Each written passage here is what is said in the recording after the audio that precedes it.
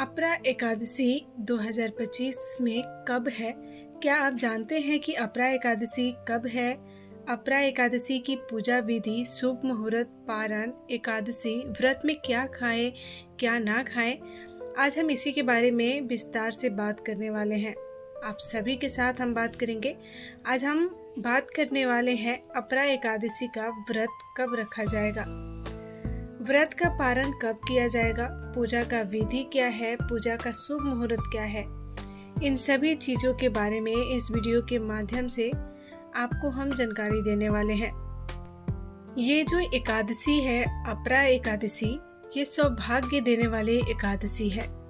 सौभाग्य कैसा? ऐसा सौभाग्य कि यदि कोई अभागन स्त्री अपरा एकादशी की एक व्रत मात्र कर ले, उसका सौभाग्य जाग जाएगा। जिस व्यक्ति के यहाँ संतान की प्राप्ति नहीं हो रही है, या जिसके पास हाथों की लकीरों में दुर्भाग्य हो, या कहीं भी कोई दोष हो और वो खत्म नहीं हो रहा हो, तो इस एकादशी से हमेशा के लिए मुक्ति मिल जाता है।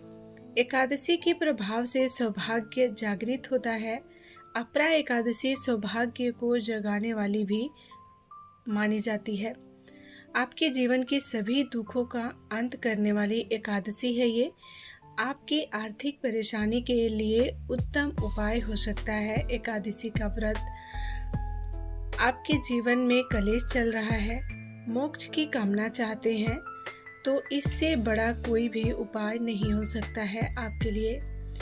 आज हम बात करेंगे इस एकादशी का व्रत करना किस तरह से है और इसमें किस चीज़ों की दान करनी चाहिए। पूजा का विधि, इस व्रत का नियम क्या है। इस एकादशी में कुछ चीज़ों को त्यागना होता है, और अपरा एकादशी में कुछ ऐसी चीज़ है जिनका आपको सेवन नहीं करना होता। वो कौन सी वस्तु है, किन चीज़ों को इस एकादशी में इस्तेमाल नहीं करते हैं, क्या परहेज करते हैं किन चीज़ों से, इसके बारे में हम विस्तार से जानेंगे। इसके नियम क्या रहेंगे, विधि से इस व्रत को करना चाहिए, इस पूजन को करना, दान करना, यह सभी पापों को नष्ट करने का काम करता है। इस पूरे वैशाख माह में इसका 1000 गुना पुण्य आपको प्राप्त होता है। ये पुराणों की बात है, पद्म पुराण में वर्णित किया गया है। हमने आपको भी विस्तृत जानकारी दी थी विस्तृत वीडियो में कि क्या महिमा है। सबसे पहले कृष्ण पक्ष की एकादशी होगी और इसका नाम होगा अपरा एकादशी, और वह एकादशी है जो आपके जीवन का दुर्भाग्य मिटा सकती है। किसी एकादशी के बारे में जो पुराण में वर्णन मिलता है, वो यही मिलता है कि ये अपरा एकादशी वो एकादशी है जो इस दुनिया में सर्वाधिक पुण्य देने वाली है। किस प्रकार के पुराण में सबसे बड़ा दान क्या है? कन्यादान, और अन्य दान से बड़ा कोई भी दान पुराणों में नहीं बताया गया है।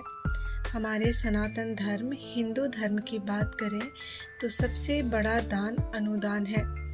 इससे देवता, मनुष्य और पितृ तीनों की तृप्ति होती है और ये प्रसन्न हो जाते हैं। इसीलिए इसको महादान और सबसे बड़ा दान भी कहा गया है। क्या आपको पता है कि इस एकादशी का व्रत करने से आपको 1000 कन्या दान करने का फल प्राप्त होता है?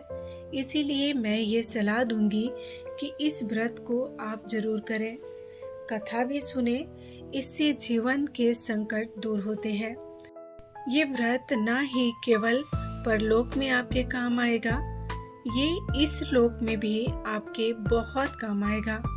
एकादशी का पूजा विधान से करते हैं। इस व्रत को करने के दिन पहले से आपको कांच के बर्तन में भोजन नहीं करना होता है। मांस, मछली वगैरह नहीं इस्तेमाल करना होता है। मसूर की दाल नहीं खाना होता, चने की दाल नहीं खाना होता, हरी सब्जियां नहीं खानी, चना का साग नहीं खाना होता, मधु अर्थात शहद का प्रयोग नहीं करना होता। अगर आप सोच रहे हैं कि पंचामृत कैसे बनाएंगे, तो पंचामृत में शहद के स्थान पर आप गंगा जल मिला दीजिए। आगे आपको ये ध्यान रखना है कि दूसरे की दिया हुआ सामान नहीं खाना है या अन्न नहीं खाना है। एक दिन पहले ही दसवीं को दूसरी बार भोजन भी नहीं करना, दोपहर के बाद अन्न ग्रहण नहीं करना और स्त्री प्रसंग अर्थात ब्रह्मचार्य का पालन भी आप एक दिन पहले से ही आरंभ कर देंगे, जिनका पालन आपको अवश्य रूप से इस आने वाली अपरा एकादशी के व्रत में करना चाहिए।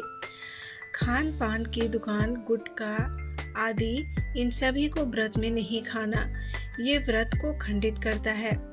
दातुन नहीं करना होता।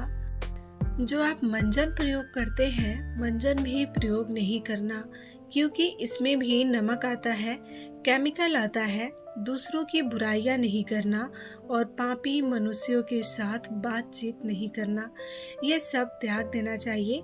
क्रोध नहीं करना चाहिए, मिथ्या भाषण का त्याग कर देना चाहिए।